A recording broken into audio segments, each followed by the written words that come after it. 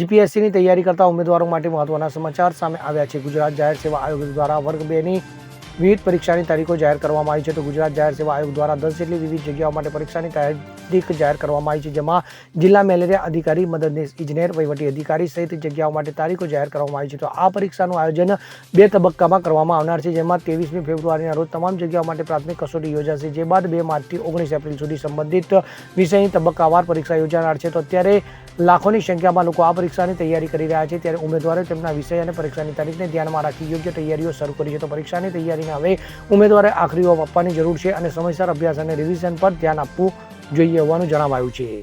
Bureau report, CN24 news. હવે જુઓ દેશ દુનિયાની તમામ ખબરો તમારી આંગળીના ટેરવે.